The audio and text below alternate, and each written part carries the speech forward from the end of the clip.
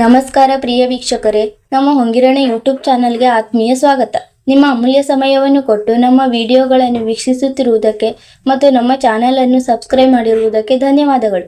ನಮ್ಮ ಇಂದಿನ ಕತೆ, ಮನೆಯಲ್ಲಿ ಈ 4 ವಸ್ತುಗಳನ್ನು ಎಂದಿಗೂ ಖಾಲಿಯಾಗಲು ಬಿಡಬೇಡಿ. 7 ಜನ್ಮಗಳವರೆಗೆ ಬಡತನ ಬರುವುದಿಲ್ಲ ಎಂದು ನವಿಲೊಂದು ಹೇಳಿತ್ತು. ಮಿತ್ರರೇ, ಇಂದಿನ ಕಥೆಯು ನಿಮಗೆ ಬಹಳ ಜ್ಞಾನವರ್ಧಕವಾಗಿದ್ದು ನಿಮ್ಮ ಜೀವನದಲ್ಲಿ ಬಹಳಷ್ಟು ಕಲಿಸಿಕೊಡುತ್ತದೆ. ನಿಮ್ಮಲ್ಲಿ ವಿನಂತಿ ಏನೆಂದರೆ ಈ ಕತೆ ಮುಗಿಯುವವರೆಗೆ ನಮ್ಮ ಚಾನೆಲ್ ಜೊತೆ ಇರಿ. ಹಾಗಾದರೆ ಬನ್ನಿ ಗೆಳೆಯರೇ, ನೇರವಾಗಿ ಕಥೆಯನ್ನು ಪ್ರಾರಂಭಿಸೋಣ. ಮಿತ್ರರೇ, ಬಹಳ ಸಮಯದ ಹಿಂದಿನ ಮಾತು. ದಟ್ಟ ಕಾಡುಗಳು ಮತ್ತು ಎತ್ತರದ ಬೆಟ್ಟಗಳಿಂದ ಆವೃತವಾದ ಒಂದು ಸುಂದರ ಪ್ರದೇಶದಲ್ಲಿ ಒಂದು ಎತ್ತರದ ಬೆಟ್ಟವಿತ್ತು. ಆ ಬೆಟ್ಟದ ತುದಿಯಲ್ಲಿ ಅತ್ಯಂತ ಸುಂದರ, ತೇಜಸ್ವಿ ಮತ್ತು ಶಾಂತ ಸ್ವಭಾವದ ನವಿಲೊಂದು ವಾಸಿಸುತ್ತಿತ್ತು. ಅದರ ಬಣ್ಣವು ಹೊಳೆಯುವ ನೀಲಿಯಾಗಿತ್ತು. ಕುತ್ತಿಗೆಯ ಮೇಲೆ ಸೂರ್ಯನ ಕಿರಣಗಳು ಬಿದ್ದಾಗ ಸ್ವತಃ ಪ್ರಕೃತಿಯೇ ಅದನ್ನು ಅಲಂಕರಿಸಿದೆಯೇನೋ ಎಂಬಂತೆ ಅನಿಸುತ್ತಿತ್ತು. ಈ ನವಿಲು ಕೇವಲ ಸುಂದರ ಮಾತ್ರವಲ್ಲ, ಬದಲಾಗಿ ಬಹಳ ಬುದ್ಧಿವಂತ ಮತ್ತು ಅನುಭವಿಯೂ ಆಗಿತ್ತು. ಈ ನವಿಲು ಅದೆಷ್ಟೋ ವರ್ಷಗಳವರೆಗೆ ಕಾಡಿನಲ್ಲಿತ್ತು. ಜೀವನದ ಸುಖ ದುಃಖ ಎರಡನ್ನೂ ಕಂಡಿತು. ಅದು ಪ್ರಾಣಿಗಳ ಹಸಿವನ್ನು ಕಂಡಿತು, ಪಕ್ಷಿಗಳ ಭಯವನ್ನು ಕಂಡಿತು ಮತ್ತು ಮನುಷ್ಯರ ಲೋಭ ಹಾಗೂ ಪೀಡೆಯನ್ನು ಅನುಭವಿಸಿತು. ಇದೇ ಕಾರಣಕ್ಕಾಗಿ ಕಾಡಿನ ಎಲ್ಲ ಜೀವಿಗಳು ಅದನ್ನು ಗುರುನವಿಲು ಎಂದು ಕರೆಯುತ್ತಿದ್ದರು. ಪ್ರತಿದಿನ ಬೆಳ್ಳಂಬೆಳಿಗ್ಗೆ ಈ ನವಿಲು ಬೆಟ್ಟದ ಮೇಲೆ ಕುಳಿತುಕೊಳ್ಳುತ್ತಿತ್ತು. ಕೆಳಗೆ ಕಾಡು ಹರಡಿಕೊಂಡಿರುತ್ತಿತ್ತು. ದೂರ ದೂರದವರೆಗೆ ಹಸಿರು ಕಾಣಿಸುತ್ತಿತ್ತು. ಗಾಳಿ ಯಾವಾಗ ಅದರ ರೆಕ್ಕೆಗಳಿಗೆ ಬಡಿಯುತ್ತಿತ್ತೋ ಆಗ ಶಾಂತಿಯ ಸಂದೇಶ ಹರಡಿದಂತೆ ಅನಿಸುತ್ತಿತ್ತು. ಯಾವ ಪಕ್ಷಿ ಅಥವಾ ಪ್ರಾಣಿ ದುಃಖದಲ್ಲಿರುತ್ತಿತ್ತೋ ಅವು ಆ ನವಿಲಿನ ಹತ್ತಿರ ಬಂದು ಕುಳಿತುಕೊಳ್ಳುತ್ತಿದ್ದವು ಮತ್ತು ತಮ್ಮ ಮನಸ್ಸನ್ನು ಹಗುರ ಮಾಡಿಕೊಳ್ಳುತ್ತಿದ್ದವು. ಕೆಲವೊಮ್ಮೆ ಜಿಂಕೆಯೊಂದು ಬಂದು ಹೇಳುತ್ತಿತ್ತು, ಗುರುದೇವ, ಮನುಷ್ಯ ಕಾಡನ್ನು ಕತ್ತರಿಸುತ್ತಿದ್ದಾನೆ, ನಮ್ಮ ಮನೆ ಉದರಿ ಹೋಗುತ್ತಿದೆ. ಕೆಲವೊಮ್ಮೆ ಗಿಳಿಯೊಂದು ಹೇಳುತ್ತಿತ್ತು, ಗುರುದೇವ, ಮನುಷ್ಯ ನಮ್ಮನ್ನು ಪಂಜರದಲ್ಲಿ ಬಂಧಿಸಿ ಇಡುತ್ತಿದ್ದಾನೆ. ಕೆಲವೊಮ್ಮೆ ಮಂಗವೊಂದು ಬಂದು ಹೇಳುತ್ತಿತ್ತು, ಗುರುದೇವ, ಮನುಷ್ಯನ ಹತ್ತಿರ ಎಲ್ಲವೂ ಇದೆ, ಆದರೂ ಅವನು ಖುಷಿಯಾಗಿ ಇರುವುದಿಲ್ಲ. ನವಿಲು ಎಲ್ಲರ ಮಾತನ್ನು ಬಹಳ ಗಮನವಿಟ್ಟು ಕೇಳಿಸಿಕೊಳ್ಳುತ್ತಿತ್ತು.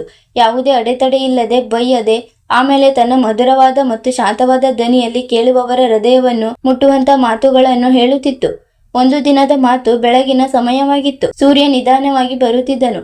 ಬೆಟ್ಟದ ಮೇಲೆ ಹಗುರವಾದ ತಣ್ಣನೆಯ ಗಾಳಿ ಬೀಸುತ್ತಿತ್ತು. ಅಷ್ಟರಲ್ಲೇ ಕಾಗೆಯೊಂದು ಹಾರುತ್ತಾ ಬಂದು ನವಿಲಿನ ಪಕ್ಕ ಕುಳಿತುಕೊಂಡಿತು. ಕಾಗೆಯ ಮುಖ ಬಾಡಿತು. ಅದರ ಕಣ್ಣುಗಳಲ್ಲಿ ವಿಷಾದವಿತ್ತು. ನವಿಲು ನಗುತ್ತಾ ಕೇಳಿತು, ವಿಷಯವೇನು ಕಾಗೆಯೇ? ಇಂದು ಬಹಳ ದುಃಖದಲ್ಲಿರುವಂತೆ ಕಾಣುತ್ತಿದ್ದೀಯಾ? ಕಾಗೆ ಹೇಳಿತು, ಗುರುದೇವ, ನಾನು ಪ್ರತಿದಿನ ಮನುಷ್ಯರನ್ನು ನೋಡುತ್ತೇನೆ. ಅವರ ಹತ್ತಿರ ಮನೆ ಇದೆ, ಹಣವಿದೆ, ಕುಟುಂಬವಿದೆ, ಆದರೂ ಅವರು ಸದಾ ಆತಂಕದಲ್ಲಿರುತ್ತಾರೆ, ಜಗಳವಾಡುತ್ತಾರೆ, ಅಳುತ್ತಾರೆ, ಸಿಟ್ಟು ಮಾಡಿಕೊಳ್ಳುತ್ತಾರೆ. ಮನುಷ್ಯ ಇಷ್ಟೊಂದು ದುಃಖದಲ್ಲಿ ಏಕಿರುತ್ತಾನೆ ಎಂದು ತಿಳಿಸಿ ನವಿಲು ತನ್ನ ರೆಕ್ಕೆಗಳನ್ನು ಮುಚ್ಚಿಕೊಂಡಿತ್ತು. ಸ್ವಲ್ಪ ಹೊತ್ತು ಆಕಾಶದ ಕಡೆ ನೋಡಿ ನಂತರ ಹೇಳಿತು, ಕಾಗೆಯೇ, ಮನುಷ್ಯ ದುಃಖದಲ್ಲಿ ಇರುವುದು ಅವನ ಹತ್ತಿರ ಏನೂ ಇಲ್ಲ ಎಂಬ ಕಾರಣಕ್ಕಾಗಿ ಅಲ್ಲ, ಬದಲಾಗಿ ಅವನ ಹತ್ತಿರ ಯಾವ ಅಗತ್ಯವಾದ ವಸ್ತುಗಳಿವೆಯೋ ಅವುಗಳನ್ನು ಅವನು ಜಾಗರೂಕತೆಯಿಂದ ಇರಿಸಿಕೊಳ್ಳುತ್ತಿಲ್ಲ ಎಂಬ ಕಾರಣಕ್ಕಾಗಿ. ಕಾಗೆ ಬೆರಗಾಯಿತು. ಗುರುದೇವ, ಅಗತ್ಯವಾದ ವಸ್ತುಗಳು ಅಂದರೆ ಯಾವ ವಸ್ತುಗಳು? ನವಿಲು ಹಗುರವಾಗಿ ನಕ್ಕು ಹೇಳಿತು, ಮಗು ಕಾಗೆಯೇ, ಮನೆ ಸಣ್ಣದಿರಲಿ ಅಥವಾ ದೊಡ್ಡದಿರಲಿ, ಗುಡಿಸಲಿರಲಿ ಅಥವಾ ಅರಮನೆ ಇರಲಿ, ಸುಖ ಅಂದರೆ ಅದು ಬರೀ 4 ವಸ್ತುಗಳಿಂದ ನಿರ್ಮಾಣವಾಗುತ್ತದೆ. ಒಂದು ವೇಳೆ ಈ 4 ವಸ್ತುಗಳು ಮುಕ್ತಾಯವಾದರೆ ಬಂಗಾರದ ಅರಮನೆಯು ಕೂಡ ನರಕವಾಗಿ ಬದಲಾಗುತ್ತದೆ. ಕಾಗೆಯ ಕಣ್ಣುಗಳು ಅರಳಿದವು. ಅಂತಹ 4 ವಸ್ತುಗಳು ಯಾವುವು ಗುರುದೇವ? ಯಾವುದರಿಂದ ಮನುಷ್ಯ ಸುಖವಾಗಿರಲು ಸಾಧ್ಯ? ನವಿಲು ಹೇಳಿತು, ಒಂದು ವೇಳೆ ಮನುಷ್ಯ ಈ 4 ವಸ್ತುಗಳನ್ನು ಸಂಭಾಳಿಸಿಕೊಂಡರೆ ಅವನಿಗೆ ಭಗವಂತನು ಕೂಡ ದುಃಖ ನೀಡುವ ಮೊದಲು 10 ಬಾರಿ ಯೋಚಿಸುತ್ತಾನೆ. ಇದನ್ನು ಕೇಳಿ ಕಾಗೆ ಇನ್ನೂ ಹೆಚ್ಚು ಉತ್ಸುಕವಾಯಿತು. ಅದು ಹೇಳಿತು, ಗುರುದೇವ, ದಯವಿಟ್ಟು ನಮಗೆ ಆ 4 ವಸ್ತುಗಳನ್ನು ತಿಳಿಸಿ. ನವಿಲು ಹೇಳಿತು, ನೇರವಾಗಿ ತಿಳಿಸುವ ಮೊದಲು ನಾನು ನಿಮಗೊಂದು ಕತೆ ಹೇಳುತ್ತೇನೆ. ಏಕೆಂದರೆ ಕಥೆಯಿಂದ ಮಾತು ಹೃದಯಕ್ಕೆ ಇಳಿಯುತ್ತದೆ ಮತ್ತು ಹೃದಯಕ್ಕೆ ಇಳಿದ ಮಾತು ಜೀವನವನ್ನೇ ಬದಲಿಸುತ್ತದೆ. ಕಾಗೆ ಸದ್ದಿಲ್ಲದೆ ಕುಳಿತುಕೊಂಡಿತು. ಗಾಳಿಯು ಕೂಡ ನಿಂತು ಹೋದಂತೆ ಅನಿಸಿತು. ಕಾಡಿನ ಪಕ್ಷಿಗಳು ಕೂಡ ಶಾಂತವಾದವು. ಎಲ್ಲರೂ ಆ ನವಿಲಿನ ಕತೆ ಕೇಳಲು ಸಿದ್ಧರಾದರು. ನವಿಲು ಹೇಳಲು ಪ್ರಾರಂಭಿಸಿತು, ಬಹಳ ಸಮಯದ ಹಿಂದೆ ಒಂದು ಸಣ್ಣ ಹಳ್ಳಿ ಇತ್ತು. ಆ ಹಳ್ಳಿಯಲ್ಲಿ ಒಬ್ಬ ಬಡ ಬ್ರಾಹ್ಮಣನ ಕುಟುಂಬ ವಾಸಿಸುತ್ತಿತ್ತು. ಮನೆಯಲ್ಲಿ ಬ್ರಾಹ್ಮಣ, ಅವನ ಪತ್ನಿ ಮತ್ತು 2 ಸಣ್ಣ ಪುಟ್ಟ ಹೆಣ್ಣು ಮಕ್ಕಳಿದ್ದರು. ಬ್ರಾಹ್ಮಣ ಬಡವನಾಗಿದ್ದನು, ಆದರೆ ಅವನ ಬಡತನಕ್ಕಿಂತಲೂ ಅತಿ ದೊಡ್ಡ ಸಮಸ್ಯೆ ಅಂದ್ರೆ ಅವನ ಸ್ವಭಾವವಾಗಿತ್ತು. ಅವನು ಬಹಳ ಹೊಟ್ಟೆಬಾಕನಾಗಿದ್ದನು. ಪ್ರತಿ ಕ್ಷಣವೂ ಅವನು ಏನನ್ನಾದರೂ ತಿನ್ನುತ್ತಲೇ ಇರುತ್ತಿದ್ದನು. ಬೆಳಿಗ್ಗೆ ಏಳುತ್ತಲೇ ಊಟದ ಮಾತನಾಡುತ್ತಿದ್ದನು, ಮಧ್ಯಾಹ್ನ ಏನಾದರೂ ಚಟಪಟ ಅಂತ ಕೇಳುತ್ತಿದ್ದನು ಮತ್ತು ರಾತ್ರಿ ಮಲಗುವ ಮೊದಲು ಸಿಹಿ ತಿಂಡಿ. ಕಾಗೆ ಮಧ್ಯದಲ್ಲೇ ಹೇಳಿತು, ಗುರುದೇವ, ತಿನ್ನುವ ಆಸೆ ಅಂತೂ ಎಲ್ಲರಿಗೂ ಇರುತ್ತದಲ್ಲವೇ? ನವಿಲು ನಕ್ಕು ಹೇಳಿತು, ಹೌದು ಕಾಗೆಯೇ, ಆದರೆ ಯಾವಾಗ ಆಸೆ ಲೋಭವಾಗಿ ಬದಲಾಗುತ್ತದೋ ಮತ್ತು ಇತರರ ಸಂಕಷ್ಟ ಕಾಣಿಸುವುದಿಲ್ಲವೋ ಆಗ ಅದೇ ಆಸೆ ದುಃಖಕ್ಕೆ ಕಾರಣವಾಗುತ್ತದೆ. ನವಿಲು ಮುಂದುವರಿಸಿ ಹೇಳಿತು, ಬ್ರಾಹ್ಮಣನ ಪತ್ನಿ ಹಗಲಿರುಳು ಪರಿಶ್ರಮ ಪಡುತ್ತಿದ್ದಳು. ಮನೆಯಲ್ಲಿ ಅದೆಷ್ಟೇ ಅಲ್ಪ ಸ್ವಲ್ಪ ಇರುತ್ತಿತ್ತೋ ಅದರಿಂದಲೇ ಅವಳು ಕುಟುಂಬ ನಡೆಸುತ್ತಿದ್ದಳು. ಆದರೆ ಬ್ರಾಹ್ಮಣನಿಗೆ ಎಂದೂ ತೃಪ್ತಿ ಇರಲಿಲ್ಲ. ಒಂದು ದಿನ ಅವನ ಆಸೆ ಎಂತಹ ರೂಪ ತಾಳಿತು ಅಂದರೆ ಇಡೀ ಕುಟುಂಬದ ಹಣೆಬರವೇ ಬದಲಾಗಿ ಹೋಯಿತು. ಕಾಗೆ ಗಮನವಿಟ್ಟು ಕೇಳಿಸಿಕೊಳ್ಳುತ್ತಿತ್ತು. ಅವನಿಗೆ ಈಗ ಅರ್ಥವಾಗಲಾರಂಭಿಸಿತು. ಅಂದರೆ ಕತೆ ಬರೀ ಬ್ರಾಹ್ಮಣನದಲ್ಲ, ಬದಲಾಗಿ ಪ್ರತಿ ಮನುಷ್ಯನದು ಆಗಿದೆ ಎಂದು. ನವಿಲು ಹೇಳಿತು, ಕಾಗೆ, ಈ ಕತೆ ನಿನಗೆ ಏನು ತಿಳಿಸುತ್ತದೆ ಅಂದರೆ ಹೇಗೆ ಪ್ರೀತಿಯ ಕೊರತೆ, ಗೌರವದ ಅಭಾವ, ಲೋಭ ಮತ್ತು ಅಹಂಕಾರ ಮನುಷ್ಯನ ಎಲ್ಲಿಂದ ಎಲ್ಲಿಗೆ ತಲುಪಿಸುತ್ತವೆ ಎಂದು. ಮತ್ತು ಇದೇ ಕಥೆಯ ಕೊನೆಯಲ್ಲಿ ನಾನು ನಿನಗೆ ತಿಳಿಸುತ್ತೇನೆ ಆ 4 ವಸ್ತುಗಳು ಯಾವುವು ಎಂದು. ಅವುಗಳನ್ನು ಎಂದಿಗೂ ಮುಕ್ತಾಯವಾಗಲು ಬಿಡಬಾರದು. ಕಾಗೆ ತಲೆ ಬಗ್ಗಿಸಿ ಹೇಳಿತು, ಹೇ ಗುರುದೇವ, ನಾನು ಪೂರ್ತಿ ಕತೆ ಕೇಳಲು ಬಯಸುತ್ತೇನೆ. ನವಿಲು ತನ್ನ ಕುತ್ತಿಗೆಯನ್ನು ಎತ್ತರಿಸಿತು, ರೆಕ್ಕೆಗಳನ್ನು ಹಗುರವಾಗಿ ಹರಡಿತು ಮತ್ತು ಹೇಳಿತು, ಹಾಗಾದರೆ ಕೇಳು. ಈ ಕತೆ ಬರೀ ಆ ಬ್ರಾಹ್ಮಣನದಲ್ಲ, ಇದು ಪ್ರತಿ ಆ ಮನೆಯ ಕಥೆಯಾಗಿದೆ. ಯಾವ ಮನೆಯಲ್ಲಿ ಸುಖವು ಮೆಲ್ಲ ಮೆಲ್ಲಗೆ ಮುಕ್ತಾಯವಾಗುತ್ತದೋ ಅಂತಹ ಮನೆಯದು. ಮಿತ್ರರೇ, ಬುದ್ಧಿವಂತ ನವಿಲು ಕಾಗೆಗೆ ಯಾವ ಕಥೆಯನ್ನು ಪ್ರಾರಂಭಿಸಿ ಹೇಳಿತೋ ಈಗ ಆ ಕತೆ ಮೆಲ್ಲ ಮೆಲ್ಲಗೆ ತನ್ನ ಅಸಲಿ ರೂಪದಲ್ಲಿ ಎದುರಿಗೆ ಬರಲಾರಂಭಿಸಿತು. ನವಿಲು ಮುಂದುವರಿಸಿ ಹೇಳಿತು, ಬಹಳ ಸಮಯದ ಹಿಂದೆ ಒಂದು ಸಣ್ಣ ಹಳ್ಳಿಯಲ್ಲಿ ಒಬ್ಬ ಬಡ ಬ್ರಾಹ್ಮಣ ವಾಸಿಸುತ್ತಿದ್ದನು. ಅವನ ಮನೆ ಮಣ್ಣು ಮತ್ತು ಹುಲ್ಲಿನಿಂದ ಮಾಡಲ್ಪಟ್ಟಿತ್ತು. ಮಳೆಯಲ್ಲಿ ಚಾವಣಿ ಸೋರುತ್ತಿತ್ತು ಮತ್ತು ಬೇಸಿಗೆಯಲ್ಲಿ ಗೋಡೆಗಳು ಕಾಯುತ್ತಿದ್ದವು. ಮನೆಯಲ್ಲಿ ಅತಿಯಾದ ಸಾಮಾನುಗಳಿರಲಿಲ್ಲ. 2-4 ಪಾತ್ರೆಗಳು, ಒಂದು ಹಳೆಯ ಒಲೆ, ಕೆಲವು ಹರಿದ ಹಳೆಯ ಬಟ್ಟೆಗಳು ಮತ್ತು ಸ್ವಲ್ಪ ಧಾನ್ಯದ ಹೊರತು ಏನೂ ಇರಲಿಲ್ಲ. ಆ ಬ್ರಾಹ್ಮಣನ ಕುಟುಂಬದಲ್ಲಿ ಅವನ ಪತ್ನಿ ಮತ್ತು 2 ಸಣ್ಣ ಹೆಣ್ಣು ಮಕ್ಕಳಿದ್ದರು. ದೊಡ್ಡ ಮಗಳು ತಿಳುವಳಿಕೆಯುಳ್ಳವಳಾಗಿದ್ದಳು ಮತ್ತು ಸಣ್ಣ ಮಗಳು ಮುಗ್ಧೆ. 2 ಕೂಡ ತಮ್ಮ ಅಮ್ಮನ ಜೊತೆ ಮನೆಯ ಸಣ್ಣ ಪುಟ್ಟ ಕೆಲಸಗಳಲ್ಲಿ ಕೈ ಜೋಡಿಸುತ್ತಿದ್ದರು. ಕೆಲವೊಮ್ಮೆ ನೀರು ತರುತ್ತಿದ್ದರು, ಕೆಲವೊಮ್ಮೆ ಕಟ್ಟಿಗೆ ಆರಿಸುತ್ತಿದ್ದರು, ಇನ್ನು ಕೆಲವೊಮ್ಮೆ ಒಲೆಯ ಹತ್ತಿರ ಕುಳಿತು ಅಮ್ಮನಿಗೆ ಸಹಾಯ ಮಾಡುತ್ತಿದ್ದರು. ಬ್ರಾಹ್ಮಣನ ಪತ್ನಿ ಒಬ್ಬಳು ಸರಳವಾದ ಮತ್ತು ಪರಿಶ್ರಮಿ ಹೆಣ್ಣಾಗಿದ್ದಳು. ಅವಳು ಬೆಳಿಗ್ಗೆ ಸೂರ್ಯ ಹುಟ್ಟುವ ಮೊದಲೇ ಏಳುತ್ತಿದ್ದಳು, ಮನೆ ಸ್ವಚ್ಛಗೊಳಿಸುತ್ತಿದ್ದಳು, ಒಲೆ ಹಚ್ಚುತ್ತಿದ್ದಳು ಮತ್ತು ಮನೆಯಲ್ಲಿ ಇರುವ ಅಲ್ಪ ಸ್ವಲ್ಪ ಧಾನ್ಯದಿಂದಲೇ ಇಡೀ ಕುಟುಂಬದ ಹೊಟ್ಟೆ ತುಂಬಿಸುವ ಪ್ರಯತ್ನ ಮಾಡುತ್ತಿದ್ದಳು. ಅವಳಿಗೆ ತನ್ನ ದುಃಖಕ್ಕಿಂತ ಹೆಚ್ಚಾಗಿ ತನ್ನ ಮಕ್ಕಳು ಮತ್ತು ಪತಿಯ ಚಿಂತೆ ಇರುತ್ತಿತ್ತು. ಆದರೆ ದುಃಖದ ವಿಷಯವೇನೆಂದರೆ ಬ್ರಾಹ್ಮಣನಿಗೆ ತನ್ನ ಪತ್ನಿಯ ಪರಿಶ್ರಮ ಕಾಣಿಸುತ್ತಲೇ ಇರಲಿಲ್ಲ. ಅವನು ಯಾವಾಗಲೂ ತನ್ನ ಆಸೆಗಳಲ್ಲೇ ಮುಳುಗಿರುತ್ತಿದ್ದನು. ಅವನಿಗೆ ಪ್ರತಿ ಕ್ಷಣವೂ ಏನಾದರೂ ವಿಶೇಷವಾಗಿ ತಿನ್ನುವ ಹಂಬಲವಿರುತ್ತಿತ್ತು. ಕೆಲವೊಮ್ಮೆ ಇಂದು ಏನಾದರೂ ಸಿಹಿ ಬೇಕು ಎನ್ನುತ್ತಿದ್ದನು, ಕೆಲವೊಮ್ಮೆ ಇನ್ನು ಏನಾದರೂ ಕುರುಕಲು ತಿಂಡಿ ಮಾಡು ಎನ್ನುತ್ತಿದ್ದನು ಮತ್ತು ಕೆಲವೊಮ್ಮೆ ಇಂದು ಏನಾದರೂ ಭಿನ್ನವಾಗಿರಬೇಕು ಎನ್ನುತ್ತಿದ್ದನು. ಬಡತನದಲ್ಲೂ ಕೂಡ ಒಂದು ವೇಳೆ ತೃಪ್ತಿ ಇದ್ದರೆ ಜೀವನ ನಡೆದು ಹೋಗುತ್ತದೆ. ಆದರೆ ಎಲ್ಲಿ ತೃಪ್ತಿ ಮಾಯವಾಗುತ್ತದೋ ಅಲ್ಲಿ ಸುಖ ಕೂಡ ಅತಿಯಾದ ಕಾಲ ಉಳಿಯುವುದಿಲ್ಲ. ಇದೇ ಆ ಮನೆಯಲ್ಲಿ ನಡೆಯುತ್ತಿತ್ತು. ಬ್ರಾಹ್ಮಣನ ಪತ್ನಿ ಎಷ್ಟೋ ಬಾರಿ ಅವನಿಗೆ ತಿಳಿ ಹೇಳುತ್ತಿದ್ದಳು, ಮನೆಯಲ್ಲಿ ಪ್ರತಿದಿನ ಹೊಸ ಹೊಸ ತಿಂಡಿಗಳನ್ನು ಮಾಡಲು ಅಷ್ಟೊಂದು ಧಾನ್ಯವಿಲ್ಲ ಎಂದು, ಯಾವುದಿದೆಯೋ ಅದರಲ್ಲಿಯೇ ಜೀವನ ದೂಡಬೇಕಾಗುತ್ತದೆ ಎಂದು. ಆದರೆ ಬ್ರಾಹ್ಮಣ ಅವಳ ಮಾತನ್ನು ಕೇಳಲು ಸಿದ್ಧನಿರುತ್ತಿರಲಿಲ್ಲ. ಅವನು ಸಿಟ್ಟಿನಿಂದ ಹೇಳುತ್ತಿದ್ದನು, ನಾನು ಬ್ರಾಹ್ಮಣ, ನನಗೆ ಮನಸ್ಸಿಗೆ ಇಷ್ಟವಾಗುವಂಥ ಊಟ ಬೇಕು. ಪ್ರತಿದಿನ ಒಣಗಿದ ರೊಟ್ಟಿ ತಿಂದು ತಿಂದು ನನ್ನ ಮನಸ್ಸು ತುಂಬಿ ಹೋಗಿದೆ ಎಂದು. ಪತ್ನಿ ಸುಮ್ಮನಾಗುತ್ತಿದ್ದಳು. ಅವಳಿಗೆ ತಿಳಿದಿತ್ತು, ಅತಿಯಾಗಿ ಮಾತನಾಡಿದರೆ ಮನೆಯಲ್ಲಿ ಜಗಳ ಹೆಚ್ಚಾಗುತ್ತದೆ ಎಂದು. ಅದಕ್ಕಾಗಿ ಅವಳು ತನ್ನ ಮನಸ್ಸಿಗೆ ತಿಳಿ ಹೇಳಿಕೊಂಡು ಮಕ್ಕಳಿಗೆ ಊಟ ಬಡಿಸುತ್ತಿದ್ದಳು. ಮೆಲ್ಲ ಮೆಲ್ಲಗೆ ಆ ಮನೆಯಲ್ಲಿ ಪ್ರೀತಿ ಮತ್ತು ಗೌರವದ ಕೊರತೆ ಉಂಟಾಗಲಾರಂಭಿಸಿತು. ಪತಿ ಪತ್ನಿಯ ಮಧ್ಯೆ ಮಾತುಕತೆ ಕಡಿಮೆಯಾಗುತ್ತಾ ಹೋಯಿತು. ಮಕ್ಕಳ ಎದುರು ಕೂಡ ಹೆಚ್ಚಾಗಿ ಕಿರಿಕಿರಿ ಉಂಟಾಗುತ್ತಿತ್ತು. ಹೆಣ್ಣು ಮಕ್ಕಳು ಹೆದರಿ ಸದ್ದಿಲ್ಲದೆ ಇರುತ್ತಿದ್ದರು. ಒಂದು ದಿನದ ಮಾತು. ಸಂಜೆಯ ಸಮಯವಾಗಿತ್ತು. ಸೂರ್ಯ ಮುಳುಗುತ್ತಿದ್ದನು ಮತ್ತು ಬ್ರಾಹ್ಮಣ ಮನೆಗೆ ಮರಳಿದನು. ಬರುತ್ತಲೇ ಹೇಳಿದನು, ಇಂದು ನನ್ನ ಮನಸ್ಸು ಬಹಳ ಜೋರಾಗಿ ಹೋಳಿಗೆ ತಿನ್ನಲು ಬಯಸುತ್ತಿದೆ ಎಂದು. ಪತ್ನಿ ಗಾಬರಿಯಾದಳು. ಅವಳು ಹೇಳಿದಳು, ಹೋಳಿಗೆ ಮಾಡಲು ಮನೆಯಲ್ಲಿ ಹಿಟ್ಟು ಇಲ್ಲ, ಬೆಲ್ಲವೂ ಇಲ್ಲ, ಬೇಳೆಯೂ ಇಲ್ಲ, ನಾನು ಹೇಗೆ ಮಾಡಲಿ ಎಂದು. ಬ್ರಾಹ್ಮಣ ಹಣೆ ಮೇಲೆ ಸುಕ್ಕಿ ಇರಿಸಿಕೊಂಡು ಹೇಳಿದನು, ನೀನು ಚಿಂತೆ ಮಾಡಬೇಡ, ನನಗೆ ಇಂದು ಹೋಳಿಗೆ ಬೇಕೇ ಬೇಕು, ನಾನು ವ್ಯವಸ್ಥೆ ಮಾಡುತ್ತೇನೆ ಎಂದು. ಇಷ್ಟು ಹೇಳಿ ಅವನು ಲಾಠಿ ಹಿಡಿದುಕೊಂಡು ಹಳ್ಳಿಯಲ್ಲಿ ಭಿಕ್ಷೆ ಬೇಡಲು ಹೊರಟು ಹೋದನು. ಹಳ್ಳಿಯ ಬಡ ಮನೆಗಳಲ್ಲಿ ಸುತ್ತಾಡಿದನು. ಎಲ್ಲೋ ಸ್ವಲ್ಪ ಬೇಳೆ ಸಿಕ್ಕಿತು, ಇನ್ಯಾರೋ ಇಡೀ ಬೆಲ್ಲವನ್ನು ನೀಡಿದರು. ಸ್ವಲ್ಪ ಹಿಟ್ಟು ಸಿಕ್ಕಿತು. ಹಗಲು ಕಳೆಯಿತು, ರಾತ್ರಿಯಾಯಿತು. ಬಹಳ ಕಷ್ಟಪಟ್ಟು ಹೋಳಿಗೆ ಮಾಡಲು ಬೇಕಾದ ಸಾಮಾನು ಸಂಗ್ರಹವಾಯಿತು. ರಾತ್ರಿಯ ಕತ್ತಲೆಯಲ್ಲಿ ಅವನು ಖುಷಿ ಖುಷಿಯಾಗಿ ಮನೆಗೆ ಮರಳಿದನು. ಯಾವುದೋ ಬಹಳ ದೊಡ್ಡ ಖಜಾನೆಯನ್ನು ಗೆದ್ದು ಬಂದಂತೆ ಮನೆಗೆ ಬರುತ್ತಲೇ ಪತ್ನಿಗೆ ಆದೇಶ ನೀಡಿದನು, ಬೇಗನೆ ಹೋಳಿಗೆ ಮಾಡು, ಇಂದು ನನ್ನ ಮನಸ್ಸು ಹೋಳಿಗೆ ತಿನ್ನಲು ಬಹಳ ಹಂಬಲಿಸುತ್ತಿದೆ ಎಂದು. ಪತ್ನಿಯು ದಿನವಿಡೀ ಕೆಲಸ ಮಾಡಿ ಸುಸ್ತಾಗಿದ್ದಳು. ಮೇಲಾಗಿ ಅಷ್ಟೊಂದು ರಾತ್ರಿ ಒಲೆ ಹಚ್ಚುವುದು? ಆದರೆ ಅವಳು ಏನನ್ನೂ ಹೇಳಲಿಲ್ಲ. ಸದ್ದಿಲ್ಲದೆ ಒಲೆ ಹಚ್ಚಿದಳು, ಹಿಟ್ಟು ಕಲಿಸಿದಳು, ಬೇಳೆ ಬೇಯಿಸಿದಳು ಮತ್ತು ಹೋಳಿಗೆ ಮಾಡಲಾರಂಭಿಸಿದಳು. ಆದರೆ ಇಲ್ಲಿ ಒಂದು ವಿಚಿತ್ರ ವಿಷಯ ನಡೆಯುತ್ತಿತ್ತು. ಬ್ರಾಹ್ಮಣ ಅಡುಗೆ ಮನೆ ಹತ್ತಿರವೇ ಕುಳಿತುಕೊಂಡನು ಮತ್ತು ಪ್ರತಿ ಹೋಳಿಗೆಯ ಮೇಲೆ ಕಣ್ಣಿಡಲಾರಂಭಿಸಿದನು. ಅವನ ಕೈಯಲ್ಲಿ ಒಂದು ದಪ್ಪನೆಯ ಹಗ್ಗವಿತ್ತು. ಅದೆಷ್ಟು ಹೋಳಿಗೆ ಆಗುತ್ತವೋ ಅವನು ಆ ಹಗ್ಗದಲ್ಲಿ ಒಂದೊಂದು ಗಂಟು ಹಾಕುತ್ತಿದ್ದನು. ಅಂದರೆ ಅವನಿಗೆ ಎಷ್ಟು ಹೋಳಿಗೆಗಳು ಆದವು ಎಂದು ಲೆಕ್ಕ ಸಿಗಲಿ ಎಂದು. ಅವನು ತಿನ್ನುವ ಹೋಳಿಗೆಗಳನ್ನಲ್ಲ, ಬಂಗಾರದ ಇಟ್ಟಿಗೆಗಳನ್ನು ಎಣಿಸುತ್ತಿರುವಂತೆ ಅನಿಸುತ್ತಿತ್ತು. ಪತ್ನಿಯ ಮನಸ್ಸು ದುಃಖದಿಂದ ತುಂಬಿ ಬಂದಿತ್ತು. ಅವಳಿಗೆ ಅನಿಸಿತು, ಮನೆಯಲ್ಲಿ ಈಗ ವಿಶ್ವಾಸವೇ ಉಳಿದಿಲ್ಲ ಎಂದು. ಅದೇ ಸಮಯದಲ್ಲಿ ದೊಡ್ಡ ಮಗಳು ನಿದ್ದೆಯಿಂದ ಎಚ್ಚರವಾದಳು.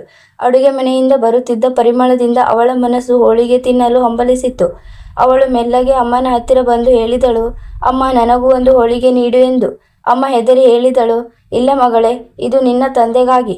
ಒಂದು ವೇಳೆ ನೀನು ತಿಂದರೆ ಅವರು ಬಹಳ ಕೋಪಗೊಳ್ಳುತ್ತಾರೆ ಎಂದು. ದೊಡ್ಡ ಮಗಳು ಮುಗ್ಧತೆಯಿಂದ ಹೇಳಿದಳು, ಆದರೆ ಏನಾಯಿತು ಅಮ್ಮ, ನನಗೆ ಬಹಳ ಹಸಿವಾಗುತ್ತಿದೆ ಎಂದು. ಅಮ್ಮನ ಹೃದಯ ಕರಗಿತು. ಅವಳು ಹೆದರುತ್ತಲೇ ಒಂದು ಹೋಳಿಗೆ ಮಗಳಿಗೆ ನೀಡಿದಳು. ಸ್ವಲ್ಪ ಹೊತ್ತಿನ ನಂತರ ಸಣ್ಣ ಮಗಳು ಕೂಡ ಎಚ್ಚರವಾದಳು.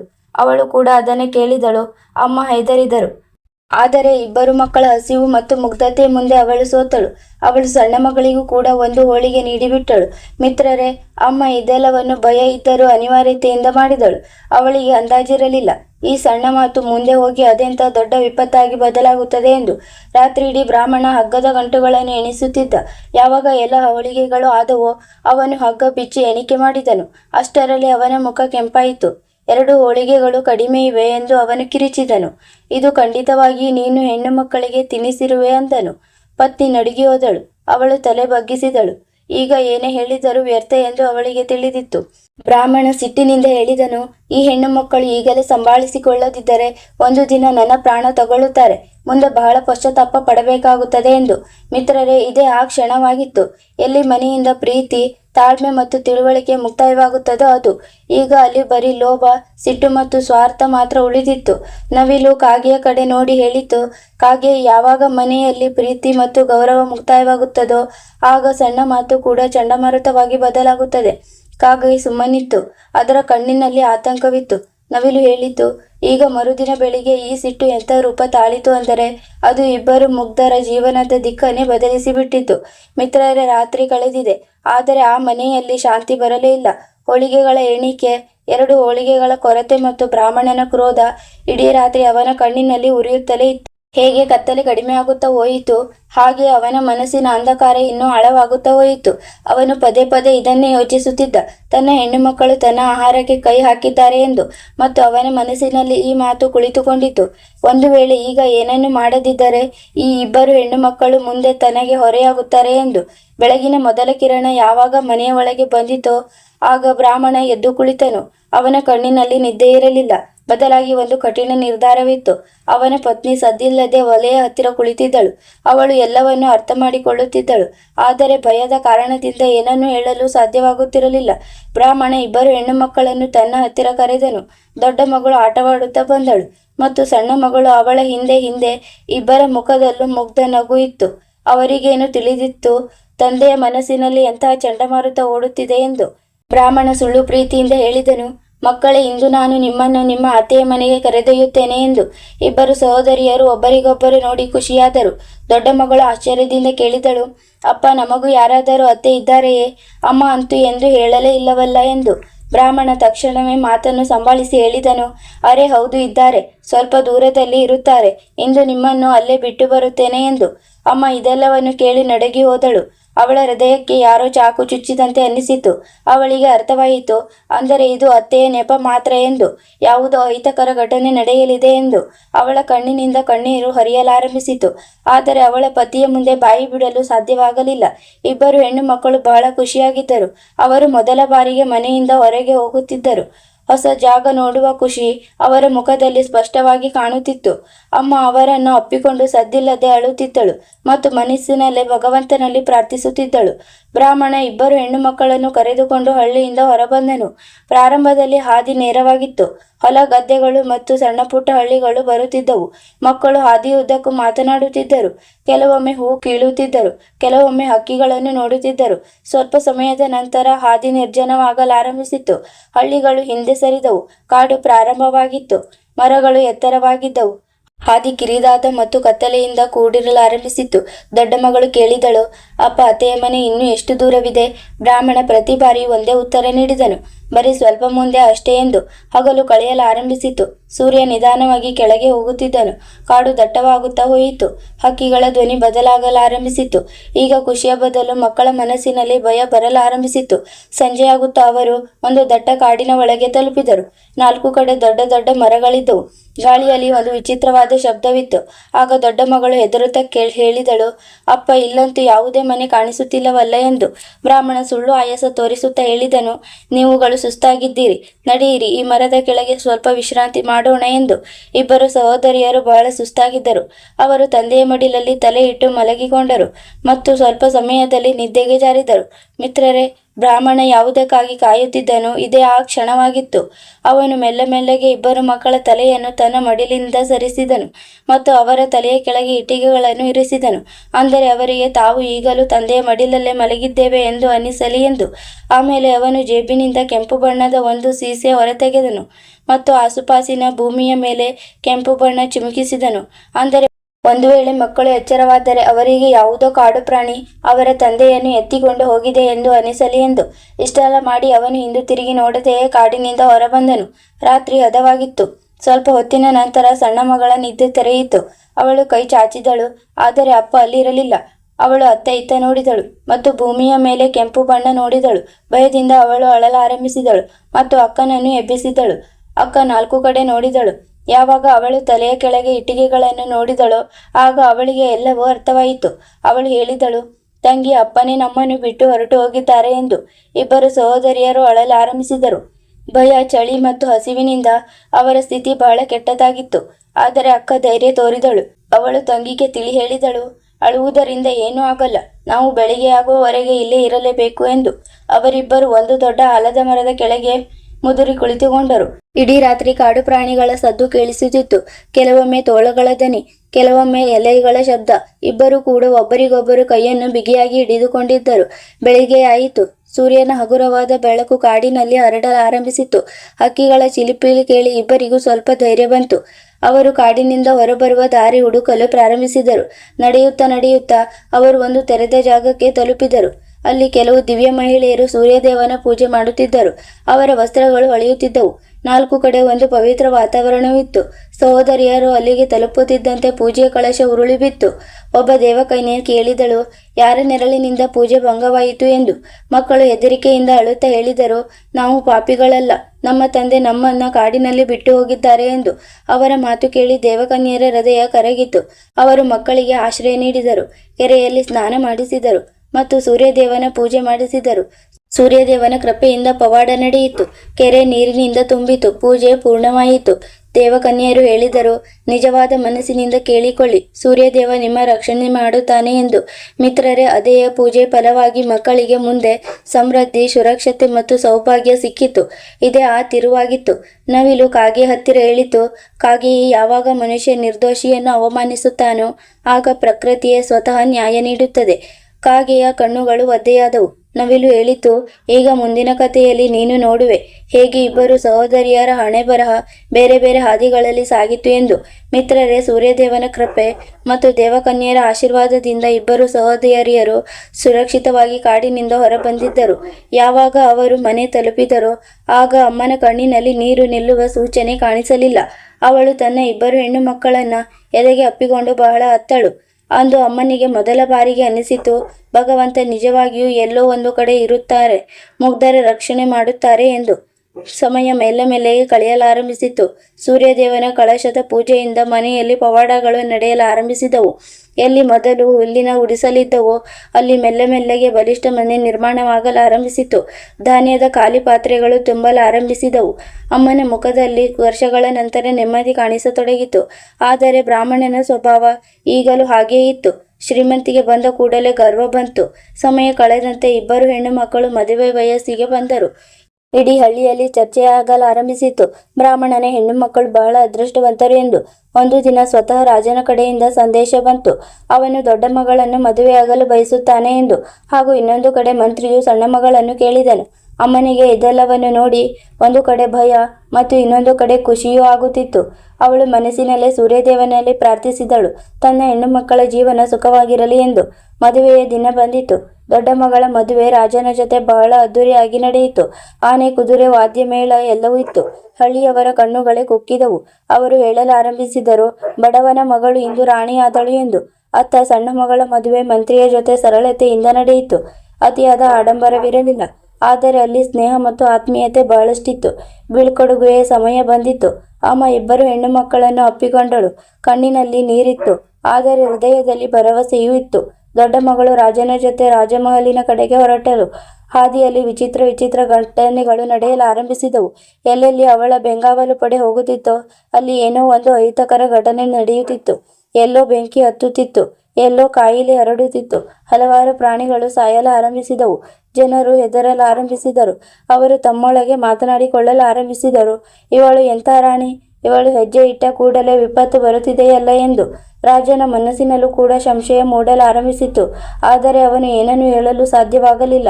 ಯಾವಾಗ ದೊಡ್ಡ ಮಗಳು ಮಹಲು ತಲುಪಿದಳೋ ಆಗ ರಾಜನ ತಾಯಿ ಅವಳನ್ನು ಸ್ವಾಗತಿಸಲು ಬಂಗಾರದ ಪೀಠ ಮತ್ತು ಬಂಗಾರದ ಬುಟ್ಟಿ ತಂದರು. ದೊಡ್ಡ ಮಗಳು ಪೀಠದ ಮೇಲೆ ಹೆಜ್ಜೆ ಇರಿಸುತ್ತಿದ್ದಂತೆ ಅದು ಬಂಗಾರದಿಂದ ಕಬ್ಬಿಣವಾಗಿ ಬದಲಾಯಿತು. ಮಹಲಿನಲ್ಲಿ ಮೌನ ಆವರಿಸಿತು. ರಾಜನ ತಾಯಿ ಗಾಬರಿಯಾಗಿ ಹೇಳಿದರು, ಇವಳು ಎಂಥ ಸೊಸೆ, ಇಂತಹ ಅಶುಭವನ್ನು ನಾನು ಎಂದೂ ನೋಡಿಲ್ಲ ಎಂದು. ದಿನಗಳು ಕಳೆದವು. ಮಹಲಿನಲ್ಲಿ ಸಂಕಷ್ಟಗಳು ಹೆಚ್ಚಾದವು. ರಾಜನ ಮನಸ್ಸು ಕಠಿಣವಾಗುತ್ತಾ ಹೋಯಿತು. ಗೆಳೆಯರೇ, ಅತ್ತ ಇನ್ನೊಂದು ಕಡೆ ಸಣ್ಣ ಮಗಳು ಮಂತ್ರಿಯ ಮನೆ ತಲುಪಿದಳು. ಅವಳ ಸ್ವಾಗತವು ಸಾಧಾರಣ ಮರದ ಪೀಠ ಮತ್ತು ಹಿತ್ತಾಳೆಯ ಬುಟ್ಟಿಯಿಂದ ಆಯಿತು.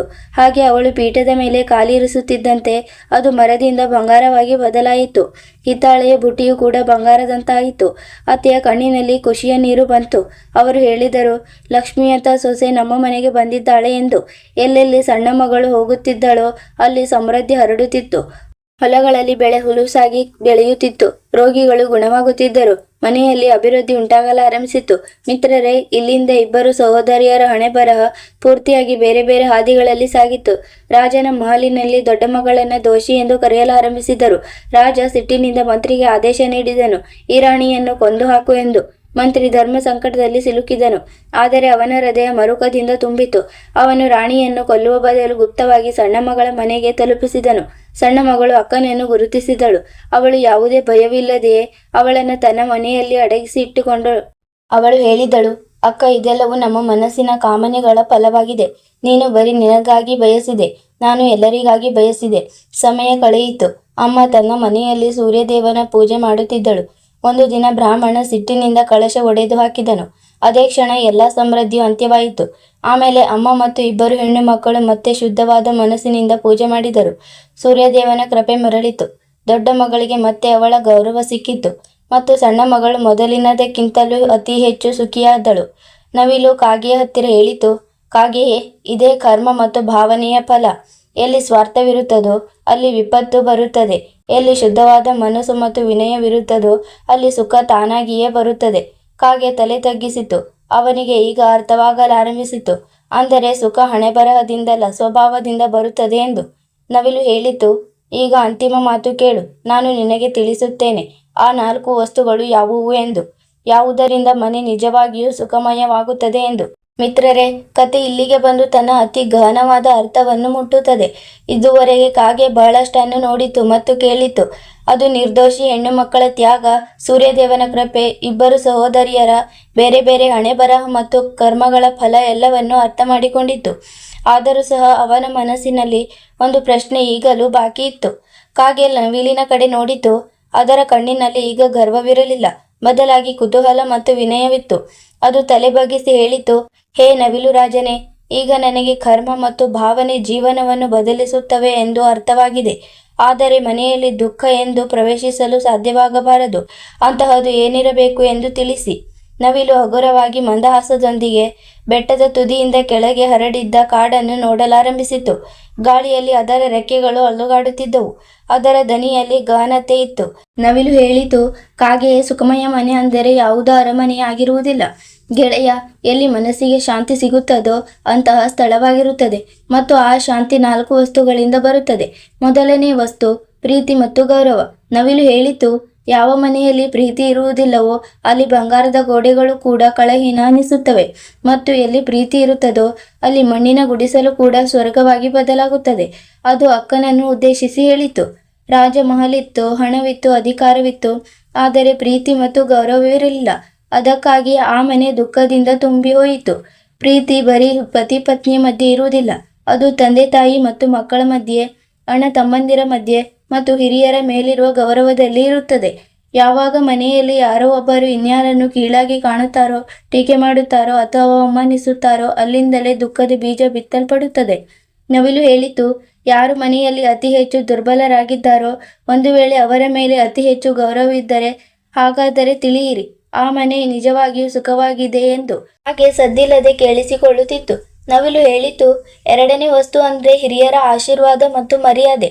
ಯಾವ ಮನೆಯಲ್ಲಿ ಹಿರಿಯರ ಮಾತನ್ನು ಕೇಳುವುದಿಲ್ಲವೋ ಅಲ್ಲಿ ಭಗವಂತನು ಕೂಡ ಉಳಿಯುವುದಿಲ್ಲ. ಹಿರಿಯರು ಬರೀ ವಯಸ್ಸಿನಲ್ಲಿ ಹಿರಿಯರಲ್ಲ, ಅವರು ಅನುಭವದಲ್ಲಿ ಹಿರಿಯರಾಗಿರುತ್ತಾರೆ. ಅವರ ಮಾತುಗಳು ಕೆಲವೊಮ್ಮೆ ಕಠಿಣವಾಗಿ ಅನಿಸಬಹುದು, ಆದರೆ ಅವರ ಉದ್ದೇಶ ರಕ್ಷಣೆಯಾಗಿರುತ್ತದೆ. ನವಿಲು ಹೇಳಿತು, ಯಾರು ತಮ್ಮ ತಂದೆ ತಾಯಿಯನ್ನು ಹೊರೆ ಎಂದು ತಿಳಿಯುತ್ತಾರೋ ಅವರು ಮುಂದೆ ಹೋಗಿ ಸ್ವತಃ ಇನ್ಯಾರದ ಹೊರೆಯಾಗಿ ಬದಲಾಗುತ್ತಾರೆ. ಹಿರಿಯರ ಆಶೀರ್ವಾದ ಮನೆಯ ಅಡಿಪಾಯ ಇದ್ದಂತೆ, ಮತ್ತು ಅಡಿಪಾಯವಿಲ್ಲದ ಯಾವುದೇ ಕಟ್ಟಡ ಬಿದ್ದು ಹೋಗುತ್ತದೆ. ಮೂರನೇ ವಸ್ತು ಅಂದರೆ ನಗು, ತೃಪ್ತಿ ಮತ್ತು ಸಕಾರಾತ್ಮಕ ವಾತಾವರಣ. ನವಿಲು ರೆಕ್ಕೆಗಳನ್ನು ಹರಡಿ ಹೇಳಿತು, ಎಲ್ಲಿ ಪ್ರತಿ ಕ್ಷಣವೂ ದೂರು ಇರುತ್ತದೋ ಅಲ್ಲಿ ಸುಖ ಉಳಿಯಲು ಸಾಧ್ಯವಿಲ್ಲ. ತಂಗಿಯ ಮನೆಯಲ್ಲಿ ಹಣ ಕಡಿಮೆ ಇತ್ತು, ಆದರೆ ತೃಪ್ತಿ ಇತ್ತು. ಅಲ್ಲಿ ನಗುವಿತ್ತು, ಆತ್ಮೀಯತೆ ಇತ್ತು. ಅದಕ್ಕಾಗಿಯೇ ಅಲ್ಲಿ ಅಭಿವೃದ್ಧಿ ತಾನಾಗಿಯೇ ಬಂತು. ನವಿಲು ಹೇಳಿತು, ಪ್ರತಿ ವಿಷಯಕ್ಕೂ ಅಳುವುದು, ಪ್ರತಿ ಕ್ಷಣವೂ ಇತರರ ಜೊತೆ ಹೋಲಿಕೆ ಮಾಡಿಕೊಳ್ಳುವುದು ಮತ್ತು ಪ್ರತಿ ಹಂತದಲ್ಲೂ ಕೊರತೆ ನೋಡುವುದು, ಈ 3 ಕೂಡ ಮನೆಯನ್ನು ಟೊಳ್ಳು ಮಾಡುತ್ತವೆ. ಯಾರು ಮನೆಯಲ್ಲಿ ಅಲ್ಪದಲ್ಲೂ ಖುಷಿಯಾಗಿರಲು ಕಲಿಯುತ್ತಾನೋ ಅವನೇ ದೊಡ್ಡ ಸುಖಕ್ಕೆ ಹಕ್ಕುದಾರನಾಗುತ್ತಾನೆ. ತೃಪ್ತಿ ಅಂದರೆ ಪ್ರಯತ್ನ ಮಾಡಬೇಡ ಎಂದಲ್ಲ, ಬದಲಾಗಿ ಯಾವುದಿದೆಯೋ ಅದನ್ನು ಗೌರವಿಸು ಎಂದರ್ಥ. ಮತ್ತು 4ನೇ ವಸ್ತು ಅಂದರೆ ಧರ್ಮ, ಸಂಸ್ಕಾರ ಮತ್ತು ನಿಜವಾದ ಭಾವನೆ. ನವಿಲಿನ ದನಿ ಈಗ ಇನ್ನೂ ಗಂಭೀರವಾಯಿತು. ಅದು ಹೇಳಿತು, ಧರ್ಮದ ಅರ್ಥ ಬರೀ ಪೂಜೆ ಪುನಸ್ಕಾರವಲ್ಲ. ಧರ್ಮದ ಅರ್ಥ ಅಂದರೆ ಸರಿಯಾದ ಸಮಯದಲ್ಲಿ ಸರಿಯಾದ ನಡವಳಿಕೆ. ಸೂರ್ಯದೇವ ಹೆಣ್ಣು ಮಕ್ಕಳಿಗೆ ಸಹಾಯ ಮಾಡಿದ್ದು ಏಕೆಂದರೆ ಅವರು ನಿರ್ದೋಷಿಗಳಾಗಿದ್ದರು. ಅವರ ಭಾವನೆ ಶುದ್ಧವಾಗಿತ್ತು. ನವಿಲು ಹೇಳಿತು, ಭಗವಂತ ಶಬ್ದಗಳನ್ನು ಕೇಳುವುದಿಲ್ಲ, ಭಾವನೆಯನ್ನು ಕೇಳಿಸಿಕೊಳ್ಳುತ್ತಾನೆ. ಯಾವ ವ್ಯಕ್ತಿ ಹೊರಗಿನಿಂದ ಬಹಳ ಧಾರ್ಮಿಕನಂತೆ ಕಾಣುತ್ತಾನೋ ಆದರೆ ಒಳಗಿನಿಂದ ಕ್ರೂರನಾಗಿದ್ದಾನೋ ಅವನ ಮನೆಯಲ್ಲಿ ಅಶಾಂತಿ ಇರುತ್ತದೆ. ಮತ್ತು ಯಾವ ವ್ಯಕ್ತಿ ಸರಳವಾಗಿದ್ದಾನೋ, ಸತ್ಯವಾಗಿದ್ದಾನೋ ಅವನೇ ನಿಜವಾದ ಧಾರ್ಮಿಕನು. ಸಂಸ್ಕಾರಗಳು ಮಕ್ಕಳಿಗೆ ಕಲಿಸಲಾಗುತ್ತದೆ. ಒಂದು ವೇಳೆ ಮಕ್ಕಳು ಸುಳ್ಳು, ಲೋಭ ಮತ್ತು ಸಿಟ್ಟನ್ನು ಕಲಿತರೆ ಅವರೇ ಮನೆಯನ್ನು ಸುಟ್ಟು ಹಾಕುತ್ತಾರೆ. ಇದೇ ನವಿಲಿನ ಅಂತಿಮ ಉಪದೇಶವಾಗಿತ್ತು. ಕಾಗೆಯ ಕಣ್ಣಿನಿಂದ ಕಣ್ಣೀರು ಹರಿಯಲಾರಂಭಿಸಿತು. ಅದು ಹೇಳಿತು, ನವಿಲು ರಾಜನೇ, ಇಂದು ನನ್ನ ಕಣ್ಣುಗಳು ತೆರೆದವು. ಸುಖ ಹೊರಗಿಲ್ಲ, ಒಳಗಿದೆ ಎಂಬುದು ನನಗೆ ಈಗ ಅರ್ಥವಾಗಿದೆ. ನವಿಲು ಹೇಳಿತು, ಹೇ ಕಾಗೆಯೇ, ಈ ಕತೆ ಬರೀ ಬ್ರಾಹ್ಮಣ ಅಥವಾ ಹೆಣ್ಣು ಮಕ್ಕಳದಲ್ಲ, ಇದು ಪ್ರತಿ ಮನೆಯ ಕಥೆಯಾಗಿದೆ. ಯಾವ ಮನೆ ಈ 4 ವಸ್ತುಗಳನ್ನು ಅಳವಡಿಸಿಕೊಳ್ಳುತ್ತದೋ, ಪ್ರೀತಿ ಮತ್ತು ಗೌರವ, ಹಿರಿಯರ ಆಶೀರ್ವಾದ, ತೃಪ್ತಿ ಮತ್ತು ಸಕಾರಾತ್ಮಕತೆ, ಧರ್ಮ ಮತ್ತು ಸಂಸ್ಕಾರ, ಆ ಮನೆಯಲ್ಲಿ ದುಃಖ ಹಾದಿ ತಪ್ಪಿ ಹೋಗುತ್ತದೆ. ನವಿಲು ಕೊನೆಯಲ್ಲಿ ಹೇಳಿತು, ನೆನಪಿಡು, ಮನೆಯನ್ನ ದೊಡ್ಡದಾಗಿ ಅಲ್ಲ, ಪವಿತ್ರವನ್ನಾಗಿ ಮಾಡು. ಸುಖ ತಾನಾಗಿಯೇ ಬರುತ್ತದೆ. ಕಾಗೆ ನವಿಲಿಗೆ ಪ್ರಣಾಮ ಮಾಡಿತು ಮತ್ತು ಹೇಳಿತು, ಗುರುದೇವ, ಇಂದಿನಿಂದ ನಾನು ಕೂಡ ಇದೇ ಪಾಠವನ್ನು ಹರಡುತ್ತೇನೆ. ಮತ್ತು ಮಿತ್ರರೇ, ಇದೇ ಪಾಠದೊಂದಿಗೆ ಈ ಕತೆ ಪೂರ್ಣಗೊಳ್ಳುತ್ತದೆ. ಅಂದರೆ ಸುಖ ಹಣೆ ಬರಹದಿಂದಲ್ಲ, ಸ್ವಭಾವದಿಂದ ಬರುತ್ತದೆ ಎಂದು. ಹಾಗಾದರೆ ಗೆಳೆಯರೇ, ಈಗ ಅಂತೂ ನೀವು ಅರಿತಿರುತ್ತೀರಿ. ಅಂದರೆ ಆ 4 ವಿಷಯಗಳು ಯಾವುವು ಎಂದು. ಅವು ಒಂದು ವೇಳೆ ಮನೆಯಲ್ಲಿ ಮುಕ್ತಾಯವಾದರೆ ಆ ಮನೆಯಲ್ಲಿ ಬಡತನವು ತನ್ನ ಅಡ್ಡ ಜಮಾಯಿಸುತ್ತದೆ ಸದಾಕಾಲಕ್ಕಾಗಿ. ಮತ್ತು ಒಂದು ವೇಳೆ ಯಾವ ಪ್ರಾಣಿ, ಯಾವ ಮನುಷ್ಯ ಅಥವಾ ಸ್ತ್ರೀ ಪುರುಷ ಯಾರೇ ಇರಲಿ, ಒಂದು ವೇಳೆ ಈ 4 ವಸ್ತುಗಳನ್ನು ತಮ್ಮ ಮನೆಯಲ್ಲಿ ಮುಕ್ತಾಯವಾಗಲು ಬಿಡುವುದಿಲ್ಲವೋ ಅವರ ಮನೆಯಲ್ಲಿ 7 ತಲೆಮಾರುಗಳವರೆಗೆ, ಅಂದರೆ 7 ಜನ್ಮಗಳವರೆಗೆ ಬಡತನ ಬರುವುದಿಲ್ಲ. ಇದನ್ನು ನಾನು ಖಂಡಿತವಾಗಿ ಹೇಳಬಲ್ಲೆ. ಇದರಲ್ಲಿ ಒಬ್ಬ ನವಿಲು ಬಹಳ ಒಳ್ಳೆಯ ರೀತಿಯಲ್ಲಿ ಕಾಡಿನ ಪಕ್ಷಿಗಳಿಗೆ ತಿಳಿ ಹೇಳಿತು. ಕಾಗೆಗೆ ತಿಳಿಸಿತು, ಅಂದರೆ ಈ 4 ವಸ್ತುಗಳನ್ನು ನಿನ್ನ ಮನೆಯಲ್ಲಿ ಎಂದಿಗೂ ಮುಕ್ತಾಯವಾಗಲು ಬಿಡಬೇಡ. ನಿನ್ನ ಮನೆಯಲ್ಲಿ 7 ಜನ್ಮಗಳವರೆಗೆ ಬಡತನ ಬರುವುದಿಲ್ಲ ಎಂದು. ಇದು ನನ್ನ ಗ್ಯಾರಂಟಿ ಎಂದು. ಹಾಗಾದರೆ ಗೆಳೆಯರೇ, ಆಶಿಸುತ್ತೇನೆ ಈ ಮಾಹಿತಿ ನಿಮಗೆ ಬಹಳ ಇಷ್ಟವಾಗಿದೆ ಎಂದು. ಅರ್ಥವಾಗದಿದ್ದರೆ ಕಮೆಂಟ್ ಬಾಕ್ಸ್ನಲ್ಲಿ ನಿಮ್ಮ ಅಭಿಪ್ರಾಯವನ್ನು ಖಂಡಿತ ನೀಡಿ. ಇಷ್ಟೊಂದು ಸಮಯ ನೀಡಿದ್ದಕ್ಕಾಗಿ ನಿಮ್ಮೆಲ್ಲರಿಗೂ ಬಹಳ ಧನ್ಯವಾದಗಳು. ಭೇಟಿಯಾಗೋಣ ಮುಂದಿನ ವಿಡಿಯೋದಲ್ಲಿ ಇನ್ನೊಂದು ಜ್ಞಾನವರ್ಧಕ ಕಥೆಯೊಂದಿಗೆ. ಈ ಕಥೆ ನಿಮಗೆ ಇಷ್ಟವಾದರೆ ಲೈಕ್ ಮಾಡಿ, ಶೇರ್ ಮಾಡಿ ಮತ್ತು ಸಬ್ಸ್ಕ್ರೈಬ್ ಮಾಡುವುದನ್ನು ಮರೆಯಬೇಡಿ.